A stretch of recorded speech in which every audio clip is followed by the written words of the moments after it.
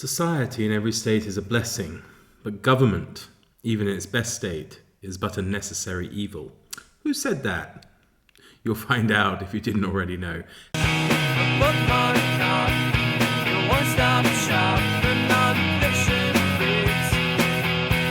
Hello, welcome back to The Bookmark, and I'm Mark. And today I'm talking about a small book, pamphlet to be precise, that made a very loud noise when it came out, and that is, of course, drumroll, Thomas Paine's Common Sense. Now, as someone who read this from the British side of things, I expected it to be quite challenging, and I wasn't quite sure how I'd feel about it and take what this, to all intents and purposes, traitor had to say. This seditious beast.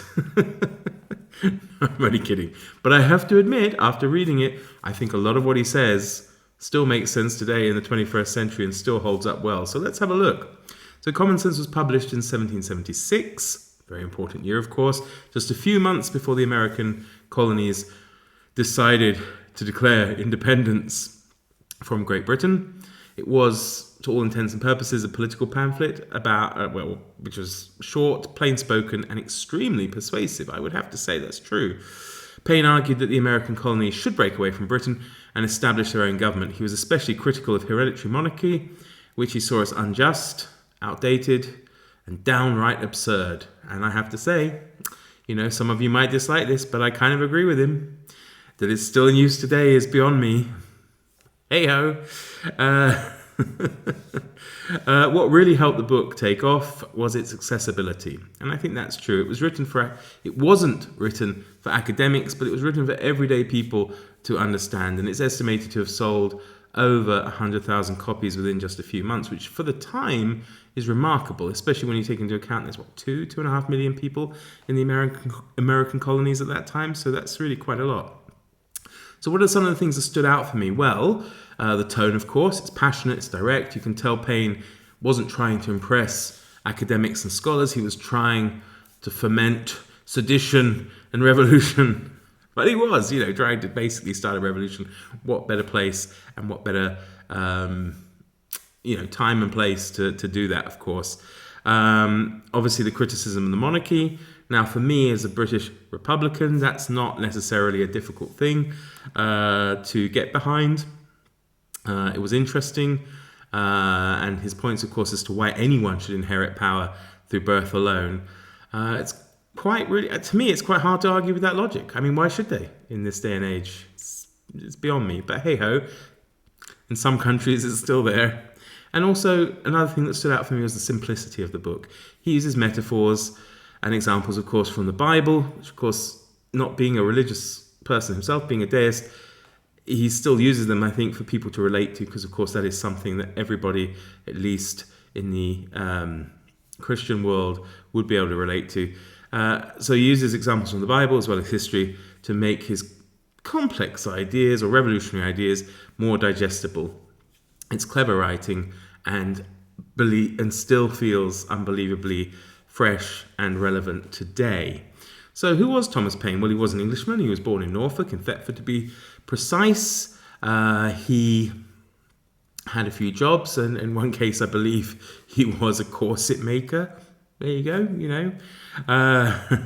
But he led an interesting life. He worked at one stage as well as a tax officer. He lost his job, and with the help of one Benjamin Franklin, in 1774, he was able to emigrate to the Americas. After Common Sense, after he had written that, he got involved with the French Revolution and wrote The Rights of Man, which of course caused quite a stir on my side of the English Channel.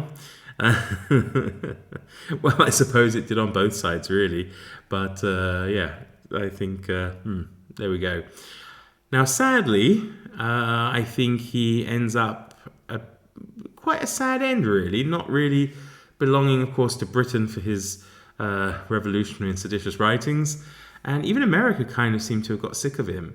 I believe Thomas Jefferson didn't like the idea that Paine wanted to extend things like the vote to men who didn't own property. So maybe that says a bit more about Thomas Jefferson than his Well, to be honest, given what we know about Thomas Jefferson, maybe that's one of the more palatable issues about him, but hey ho. He died in 1809, pretty much practically alienated from a lot of people. He died in New York, and only 6 people attended his funeral. So that tells you something, doesn't it? Someone who was heralded as an important part of the American Revolution, that his book had such an impact that it was carried around by George Washington during his campaigns against the British. The fact that he probably had some strong influence in Jefferson's writing of the Declaration of Independence. I kind of felt that actually when reading it, because he does use some terms like truths being self-evident and a few other things that sounded vaguely American constitutional-esque, let's say. So yeah, possibly, but only 6 people, attending his funeral. And one of them was actually a formerly enslaved man who had worked for him and actually nursed him and looked after him in his later years. Paine also was anti-slavery, which of course was not necessarily a popular stance among the other founding fathers of the United States. So again, may have contributed to his particular alienation. I'd give Common Sense around 4 out of 5. I think that's fair. I can't possibly in good conscience give it 5 out of 5. It's not, of course, subtle, but it isn't supposed to be. It's clearly meant to provoke, but it's smart, tightly written, and I think gives you a sense of the mood that led up to the American Revolution. I'm not sure to what degree, of course, his writings perpetuate the idea that King George III was a tyrant. I don't think that's necessarily fair. Of course, you may disagree with me, but as I think it's in Andrew Roberts' book on The Last King of America, where they point out that had King George III indeed been a tyrant, then Britain probably would have won the War of Independence, right? So it's kind of like what's the word? Not oxymoron. It's not the word I'm thinking of, but yeah, it's weird to call him a tyrant when if he had actually been one, chances are he may have won, because of course there would have been no holds barred for him if he was a tyrant. But he did have limits and didn't cross them, so I think that's fair to say.